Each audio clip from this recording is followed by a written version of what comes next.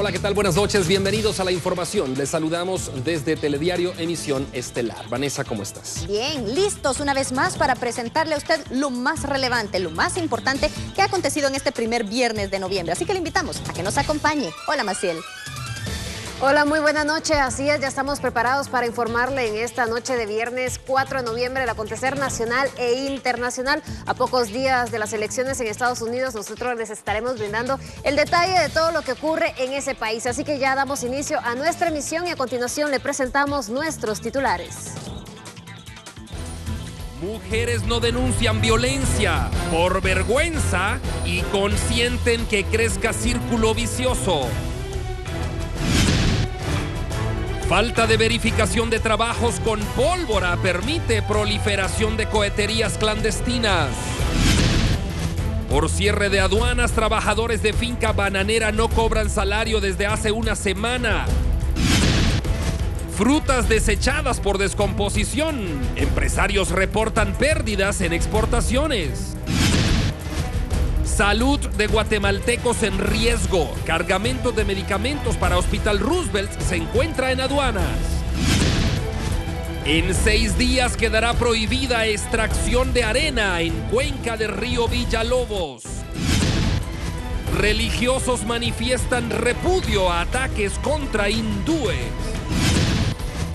Asociación Nacional de Billar Deportivo realizó torneos para niños con síndrome de Down.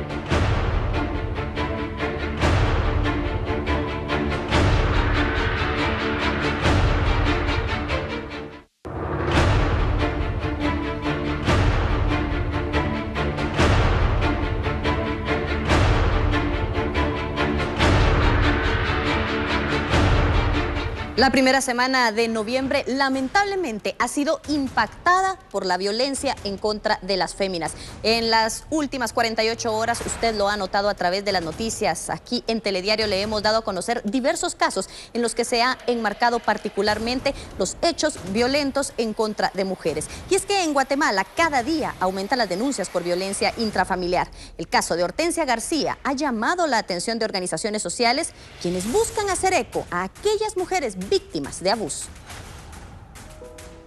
En Guatemala cada día aumentan las denuncias por violencia intrafamiliar. Sin embargo, otra parte de la población no denuncia, quizá por vergüenza o por defender a su agresor. Este jueves, Hortensia García, la joven madre que falleció al parecer por los celos infundados de quien en vida fue el amor de su vida y quien se convirtió en su verdugo, es un caso que ha llamado la atención para organizaciones sociales, quienes buscan hacer eco en aquellas mujeres víctimas de abuso. Si nosotros vemos que nuestra pareja en cualquier momento nos arma escenas de celos, que tal vez enfrente los amigos está así sonriendo y todo, pero a la vez me empieza a pellizcar y me empieza a jalonear, me obliga a retirarme, veo que cada vez estoy más alejada de mis amistades y de mi familia. Ahí es donde hay que poner el alto y mejor finalizar esa relación antes que la escalada de violencia aumente. Para expertas, la mujer víctima de violencia en muchos casos no se da cuenta que los gestos o acciones de su cónyuge la están convirtiendo en víctima y hacen caso omiso a los consejos de sus familiares. Muchas veces hasta los hijos, que si están en edad un poco ya de más grandecitos, unos 9, 10 años, empiezan a decirle a la mamá, mira, pero ¿por qué haces eso? Pero mira, ¿por qué mi papá? Tú dejas que te diga tal cosa. Entonces, una mujer sí tiene que tener como alerta, yo diría, tiene que estar al tanto de si mis amigos me están diciendo, mira, ¿qué te pasa? Ahora ya no estás rara, estás más triste, ahora estás más aislada. Esos son signos que yo tengo que tomar muy en cuenta. Desde un insulto, como tonta, un jalón de pelo o un empujón, son signos que el violentador más adelante se atreverá a golpear más fuerte. La violencia intrafamiliar y esta violencia psicológica tiene un círculo donde empieza con una tensión, llega a la agresión, luego hay una luna de miel y se inicia. Es un círculo que está constantemente girando. Este círculo lo que hace es que psíquicamente a la persona la va debilitando. Hortensia nunca imaginó que aquel hombre que le juró amor eterno, ejecutaría las amenazas de asesinarla, pero tampoco puso un alto que quizá conllevó a que el final fuera tan trágico. Vea usted esta tabla, los números reflejan la triste realidad de lo que pasa con las mujeres en este país. Ahí tenemos la violencia contra la mujer, 38.734. Amenazas, 33.808. Hurto, 18.306. Robo agravado, 15.651. Y vamos a mostrarle otros datos a continuación en la siguiente tabla también para que usted esté enterado. Y aquí está la tabla de los delitos más denunciados. Extorsión, 4.816. Violación, 4.059. Homicidio, 3.849. El total de casos es de 240.594. Imagínese usted, delitos más denunciados en contra de la mujer. Y mientras tanto, mujeres hacen un llamado a las víctimas de violencia para que denuncien y no permitan que continúen este tipo de actos. Tras los últimos hechos de violencia que se han dado en contra de la mujer, hacen un llamado para que denuncien y no se queden calladas. No esperen a que se dé una segunda vez, sino que a la primera vez, ya sea por violencia psicológica, una mala palabra, una mala mirada, que lo hablen primero.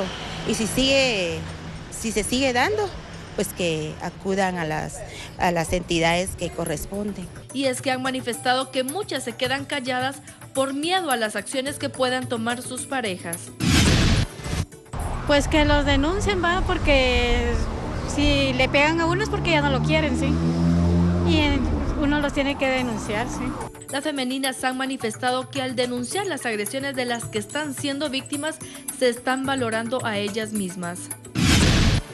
Lo que yo les puedo decir a todas las mujeres que son maltratadas por el esposo es de que no deben de dejar que ser maltratados, porque uno de mujer se debe de valorar como mujer que uno es, y no dejar que el hombre le levante la mano a uno, porque uno se valora como mujer principal, como mujer, porque uno es la que se queda con los hijos, pues, manteniéndolos, porque los hombres a veces quieren ser los que decir de que ellos son los que mandan, ¿va? Y no es así.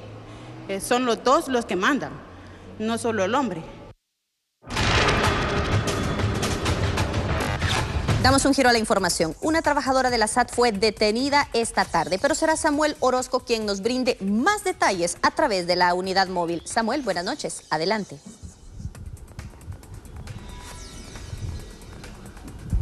Compañeros, buenas noches, televidentes de Telediario. Importante información la que se traslada en esta emisión nocturna.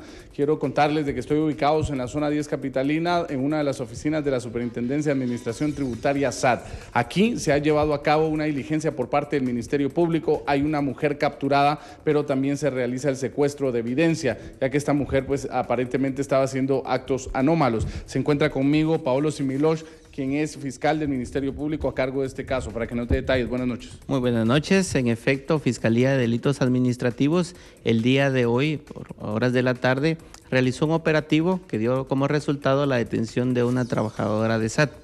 Esto se origina por una coordinación que se hace directamente por la Gerencia de Asuntos Internos y también en coordinación de la Policía Nacional Civil, toda vez que se supo de la denuncia de un empresario al cual se le estaba exigiendo la cantidad de 25,000 quetzales. Esto provocó que se simulara un paquete con dicha cantidad de dinero, y en el momento que el dinero estaba siendo entregado, Policía Nacional Civil procedió a hacer la detención por delito flagrante, y por lo tanto estamos secuestrando ciertos documentos y cierto equipo de cómputo para poder hacer el análisis respectivo. Muchísimas gracias. Tenemos entendido que Melissa Saraceli González, ella es técnico operador aquí en el área de auditoría. Aparentemente no era la primera vez que ella pretendía realizar este cobro, sino sería la segunda vez. Ya se investiga también otro caso y, según la gerencia, posibles más casos a lo interno de la SAT. Con este reporte yo regreso al estudio principal.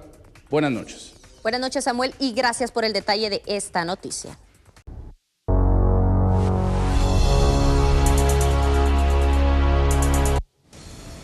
Estas son imágenes que le vamos a presentar a continuación del caos que se está viviendo en las diferentes aduanas del país.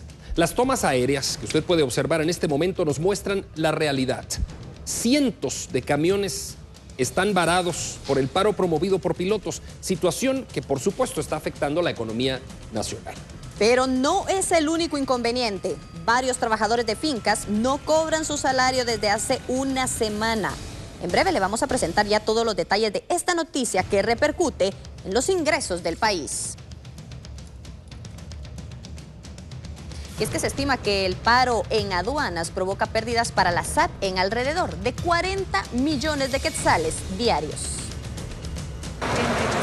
Los horarios de restricción de circulación al transporte pesado, 1.800 contenedores se encuentran varados en Puerto Quetzal y 4.000 aún pendientes de salir de las instalaciones portuarias a sus destinos en todo el país. Según la Superintendencia de Administración Tributaria SAT, el paro de movimiento en las aduanas se traduce en unos 40 millones de quetzales diarios en pérdidas, además de afectar a 300.000 familias del área rural que han despachado vegetales y frutas, así como las cancelaciones de pedidos internacionales, de los cuales se tiene un recuento de más de 15 según el presidente de Agexport, Rolando Pais. Los productos perecederos por mencionar, el camarón, vegetales, frutas frescas, frutas congeladas y también otros como hule, pisos de madera, materia prima, químicos, chapas de seguridad, cajas plegadizas, entre otros, son los que detuvieron y mantienen una pausa en la economía del país. En estos 7 días, la paralización en los puertos de Santo Tomás, Puerto Quetzal y las aduanas de Tecumumán y Pedro de Alvarado han ocasionado pérdidas en exportaciones marítimas de 113.8 millones de dólares y en exportaciones terrestres por 35.2 millones de dólares. Bueno, y es que el cierre de aduanas ha obligado a productores de fruta a desechar sus productos por descomposición. Pero ese no es el único problema. Las familias que se dedican a este negocio tienen una semana sin poder cobrar su salario. Todos hablan de las millonarias pérdidas en exportaciones que ha dejado el paro de transportistas. Nosotros quisimos ir más allá. Así que un equipo sobrevoló varios lugares del territorio para observar desde lo más alto cuál es el panorama.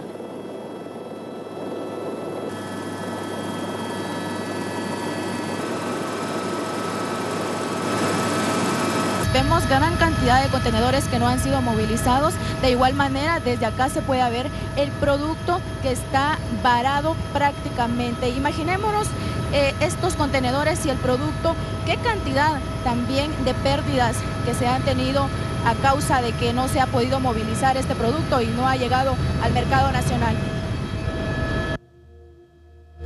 Después de realizar el sobrevuelo, llegamos a una finca bananera.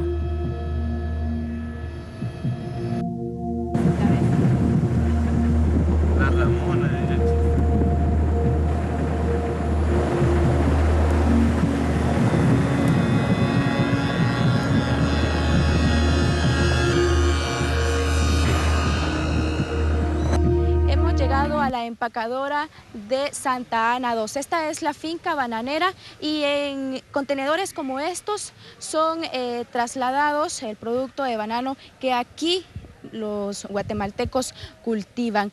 Este contenedor, posteriormente de cargarlo de banano, se dirige hacia Puerto Barrios y Zabal, también al puerto Santo Tomás de Castilla, Puerto Quetzal, para que sea distribuido a los supermercados de este país y supermercados de otros países como Estados Unidos.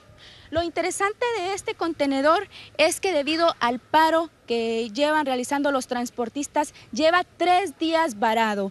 Ya se ha descargado la mercancía que tendría que estar en el puerto Santo Tomás de Castilla. Este producto es netamente de exportación, va todo para el exterior. Desafortunadamente ahorita no hemos tenido camiones desde hace una semana y estos racimos se van a perder, los vamos a botar a ese camión de rechazo, en vez de poder generar divisas para el país y poderlo vender. Nuestros trabajadores, algunos llevan sin trabajar desde hace una semana. Solo en esta finca, diariamente se desechan 270 cajas de banano, producto que debería estar en el mercado estadounidense, pero que hoy se tira a la basura debido al conflicto del transporte. Pero, ¿qué está pasando en las fincas donde se produce fruta fresca para exportar? Estas plantas que nos dan a nosotros, ¿va? De dónde trabajar y ganar dinero y llevar a nuestra familia. Pero si estamos así, ¿de qué nos sirve que el patrón tenga todo esto? Y no nos dejan trabajar. Miren la pérdida que hay allí, toda la fruta que está allá, porque no se puede procesar. Y nosotros aquí parados esperando a que de repentito pare esta huelga y podamos trabajar, llevar el gasto, el pan para nuestros hijos. Y entonces, la verdad que sí. Pónganse en el zapato de nosotros en este momento y traten la manera de poder platicar con las personas debidas para que se le pueda hallar una solución y no buscar más problemas. En la bananera que visitamos trabajan 280 personas. Trabajadores que hoy no cuentan con un ingreso económico para mantener a sus familias.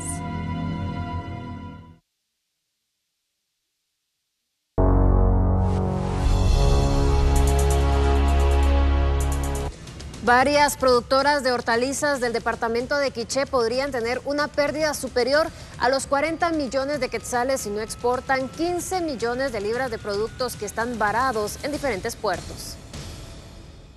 Productores agrícolas dicen que decenas de contenedores de café, ejote, papa, cebolla, arveja china, entre otros, continúan varados en los puertos, lo que pone en riesgo el pago para 7,000 familias y la pérdida de contratos con Estados Unidos, Europa y Asia. Nos afecta como pequeños productores para exportar nuestros productos a Estados Unidos, Europa. Eso venía ya con un contrato ya antes y eso ya está en plena cosecha y en eso estamos ahorita manifestando nuestra conciencia que las autoridades resuelven el caso. Mientras tanto, la Procuraduría de Derechos Humanos hace un llamado al diálogo para buscar una solución. El diálogo es lo primero que debe agotarse para resolver la inconformidad de pilotos del transporte pesado por los nuevos horarios de circulación en la ciudad. De acuerdo con el Procurador de los Derechos Humanos, también se refirió a una serie de denuncias verbales sobre actos vandálicos contra los inconformes. No había una amenaza abierta, pero nos decían que controláramos, por ejemplo, en Santo Tomás, que un vehículo de transporte pesado tenía la intención de movilizarse e inmediatamente una moto o dos motos se le acercaban, le hacían señas y se detenía. Entonces no hay un bloqueo abierto, no hay un bloqueo que se pueda ver a los ojos de todo el mundo, pero sí hay, según esa denuncia, reitero, no lo hemos podido verificar, ya estamos en esto y además ya hicimos algunas denuncias para que se corrobore, porque es una forma de coaccionar y de impedir y de limitar el derecho al trabajo, que es un derecho sagrado. Las posibles opciones de la problemática serían: algunas acciones. Una podría ser una acción de inconstitucionalidad a lo emitido por la Municipalidad de Guatemala, por ejemplo, una acción de amparo y por supuesto la mesa de diálogo. Yo veía hoy como lo más oportuno quizás, lograr un acuerdo, se deponen esas medidas de hecho y se sientan en un diálogo y encontrar soluciones. Pero mientras eso suceda, que camine. Mientras tanto, en el Hospital Roosevelt podrían suspenderse las cirugías, esto por la retención de algunos medicamentos varados allá en las aduanas.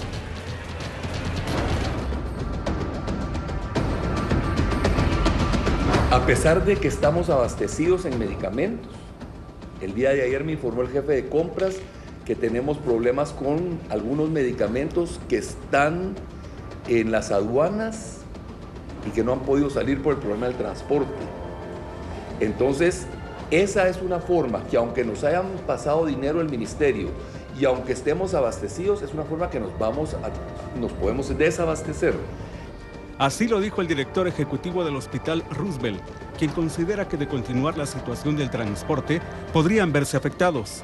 Los medicamentos que podrían hacer falta para cirugías y otras emergencias son los siguientes. El día de ayer me informaron que el Propofol, que es un anestésico, ojo, no ha podido entrar al Hospital Roosevelt. Eso nos llevaría a bajar las cirugías que hacemos en el hospital para resguardar las emergencias. Recuérdense que ahorita vienen los meses más críticos para los hospitales.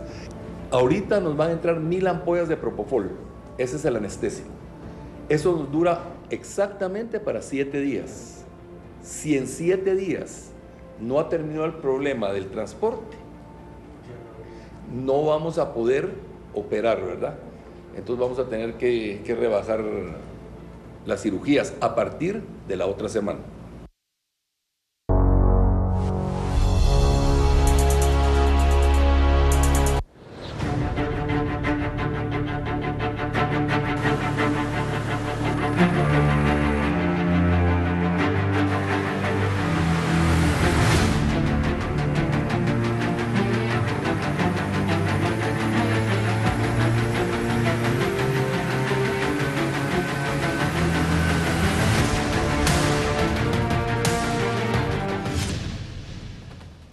Mientras tanto, autoridades de la DIACO realizaron operativos en estaciones de combustibles en la ciudad, esto para verificar la existencia de productos.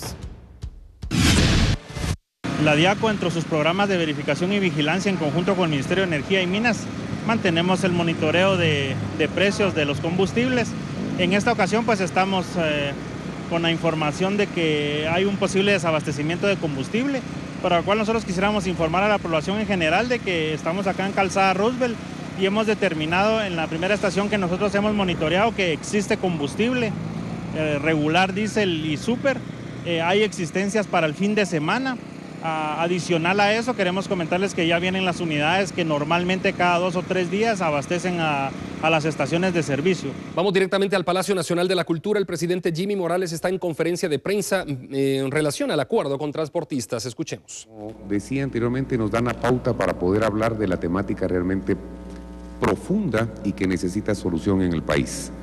Se acaba de llegar a un acuerdo en donde se depone algunas medidas que habían tomado la gremial de pilotos de Guatemala y al mismo tiempo con eso estamos dando paso a que se reestablezcan todas las condiciones que se habían limitado por algún momento en el país.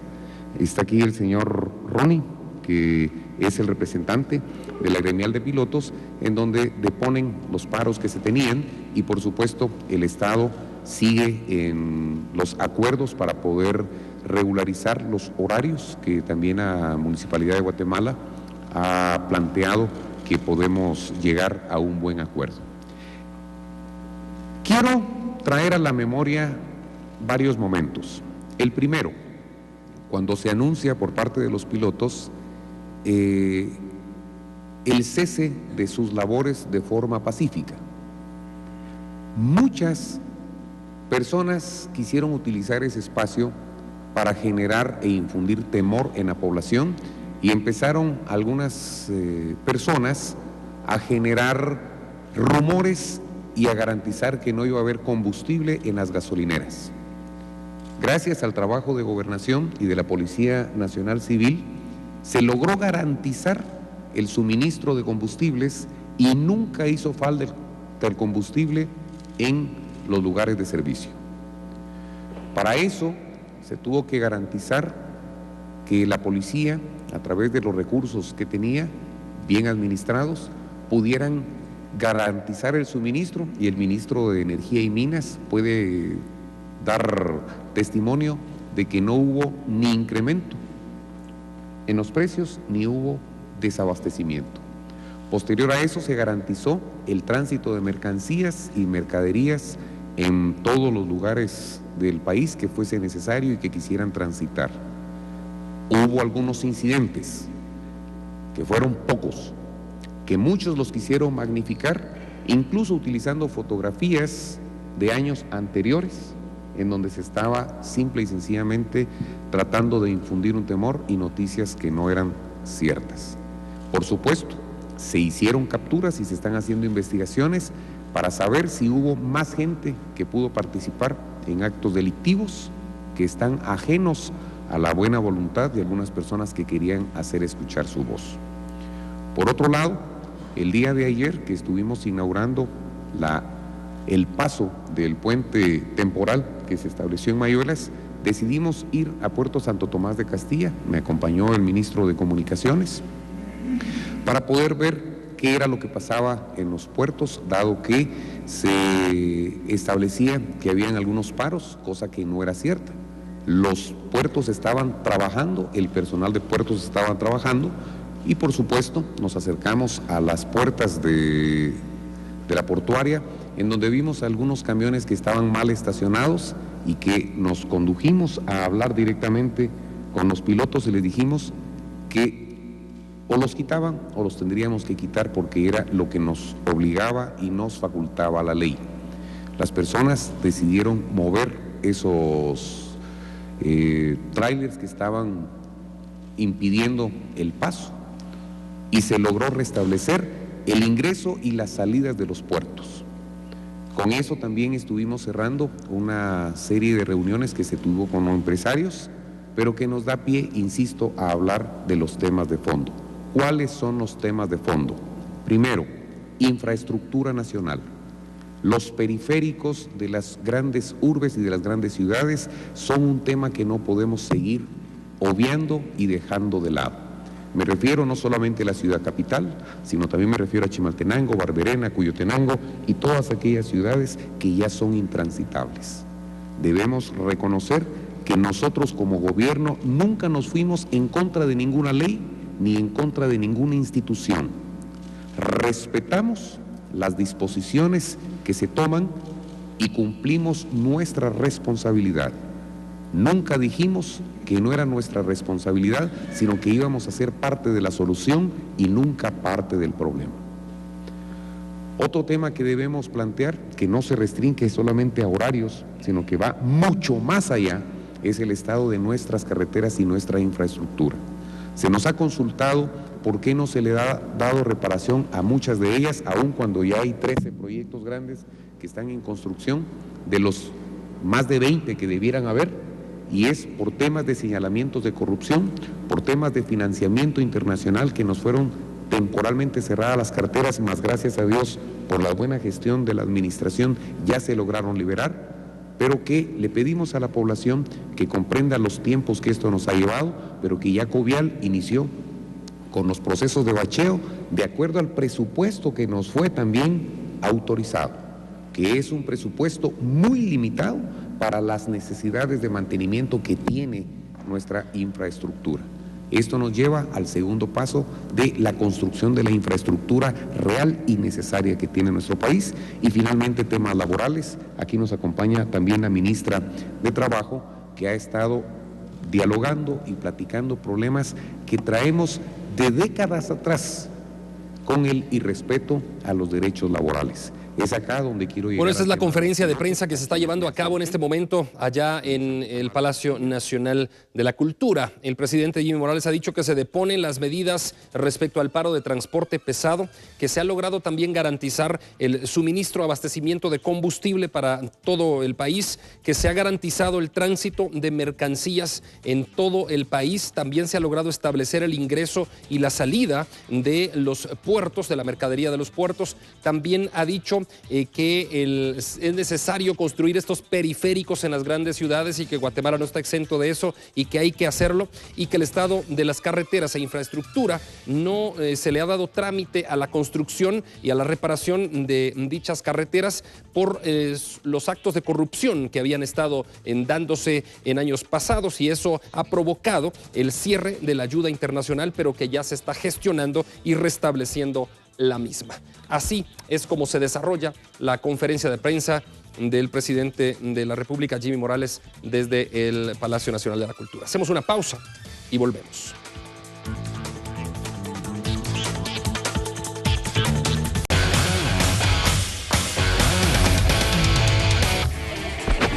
Llegó el momento de ponernos al día en cuanto a las disciplinas deportivas, y una que siempre llama la atención es el fútbol. Pedro Saúl Ramírez, tengo una pregunta. Sí. Veíamos a un Pep Guardiola que brillaba con Barcelona, pero ahora lo vemos con muchos problemas en Manchester City. ¿A qué se debe eso, Pedrito? Y bienvenido. Gracias por estar con Vanessa. nosotros. Pues la verdad que las explicaciones a veces se quedan cortas cuando son decisiones que afectan a terceras personas y aparte también a propios jugadores. Entonces, si toma una decisión, muchas veces no caerá del todo bien. Y aparte, todas las versiones que se manejan en torno a él y que no se lleva bien con este jugador o con el otro. Hoy hay un inconveniente aparentemente con Messi, pero ya vamos a hablar de eso un poquito más adelante. No le está pasando bien por ahora. Pues parece que no, aunque los resultados ya comienzan a mejorar después del triunfo que tuvieron ante el Barça. Vamos rápidamente a los deportes. Esta vez vamos a dar paso a aquellos que ponen su mayor empeño y que no son atletas de alto rendimiento, pero que quieren demostrar que tienen capacidad para practicar alguna disciplina deportiva o tal vez destacan en algún pasatiempo. Hoy nos dedicamos en este espacio a elogiar a aquellos que con síndrome de Down quieren dar su mayor esfuerzo en lo que se refiere al deporte. La Asociación Nacional de Billar realizó el pasado miércoles el torneo de billar para niños con síndrome de Down, un evento que llena de satisfacción a los organizadores, pues cumplen con la labor social de brindar una oportunidad de realizar un deporte que les mantiene con una salud estable a todos los niños. Un torneo donde se siente el aura especial de los niños de síndrome de Down y además vemos cómo la coordinación tanto mental y su técnica han expresado un gran crecimiento, y hoy tuvimos un buen torneo donde realmente 4 jugadores destacaron. Pero la labor no solamente fue el pasado miércoles, ya que este jueves nuevamente la asociación abrió sus puertas ahora para las personas en silla de ruedas, quienes demostraron su alto nivel de competencia y en donde demuestran también la destreza que este deporte puede brindar. Gracias por la fiel sintonía. Nosotros estamos de vuelta con más noticias y le damos a conocer que autoridades del gobierno del estado de Chiapas, México, informaron en conferencia de prensa en la sede de la embajada acreditada en nuestro país sobre el programa Buen Fin, en el cual invitan a todos los guatemaltecos a visitar el país azteca del 18 al 21 de noviembre. El fin de semana más barato del año es una iniciativa que se realiza en México desde hace 6 años y promueve todo tipo de actividad comercial por 4 días. Ante eso, representantes del estado de Chiapas ofrecieron detalles de esa actividad en la sede diplomática de la embajada en nuestro país. José Buenroso, de la sección consular, dio a conocer detalles de cómo los guatemaltecos pueden visitar México en esas fechas. Bueno, en el caso de la tarjeta de visitante regional, nuestros hermanos guatemaltecos pueden visitar los 4 estados fronterizos que tienen con México: Chiapas, Tabasco, Campeche y Quintana Roo, por un periodo máximo de 3 días. Lo importante es que esta tarjeta también tiene una vigencia de 5 años, entonces eso hace que prácticamente cualquier nacional guatemalteco que tenga esta tarjeta, pues puede visitar los estados fronterizos cuando lo desee. Blanca Flores, de la Cámara de Comercio del estado de Chiapas, indicó que aparte de la actividad comercial, también se tienen ofertas en el sector turístico. Porque tenemos, aparte de hacer shopping, ¿verdad?, que normalmente los hermanos guatemaltecos les gusta mucho ir de compras, pueden ir a la playa. Estamos de Tapachula, donde se pueden hospedar. También hay hoteles en Playa Linda, también hay en Puerto Madero. Estamos a 20 minutos de la ciudad de Tapachula. Cerca de ahí tenemos tenemos también sitios arqueológicos como Izapa, que está a 15 minutos. En el trayecto de Talismán hacia Tapachula podemos pasar a hacer un recorrido por Tuxtlachico, hacemos mascarillas de cacao. Tenemos mucho en común. En 2015, la actividad del fin de semana más barato recaudó más de 800,000 millones de pesos y se espera que en este año se pueda crecer un 5% adicional. Estamos de vuelta con más. Representantes de Cámara de Industria comentan que todo está listo para que se desarrolle 9 y 10 de noviembre la segunda edición de Guatemala Investment Summit, un evento internacional de inversión que busca expandir los negocios guatemaltecos al mundo. Según organizadores del Guatemala Investment Summit, todo está listo para presentar un portafolio de 107 proyectos públicos y privados que buscan generar desarrollo e inversión en Guatemala. El foro está basado en los negocios, innovación, inversión y empoderamiento, ejes que beneficiarán a los diversos sectores del país. Bueno, tenemos en la actualidad 107 proyectos que van a ser presentados a diferentes inversionistas. Son proyectos que no son ideas, sino que ya son proyectos que tienen un plan de negocio, lo cual eso pues ya le da cierto sustento. Y de ahí hay una gran diversidad de sectores, pero me atrevería a decir que turismo, manufactura ligera, servicios, tecnología, son de los que tal vez están ahorita siendo de los que más han repuntado. A la fecha, 1.700 personas de 44 países han confirmado su asistencia. Por ello, es necesario promover el desarrollo de Guatemala. Entonces, la importancia de este tipo de eventos es lo que planificamos desde 2012, hacer una vez al año, repetir estos eventos, porque esto es como una política de largo plazo. Los resultados al final los estamos viendo ya con el pasar del tiempo. Definitivamente en el 2013 fue el inicio, ya tuvimos algunos resultados de ese evento en los últimos años, y ahora esperamos que con esta segunda edición, que la vamos a repetir el primero y el tercer año de gobierno, pues sea una estrategia a largo plazo donde poco a poco vayamos posicionando aún más y mejor a Guatemala en el mapa de las inversiones mundiales. En esta edición del Guatemala Investment Summit 2016 se contará con un espacio para emprendedores y conferencistas internacionales. Vamos a la pausa y ya volvemos.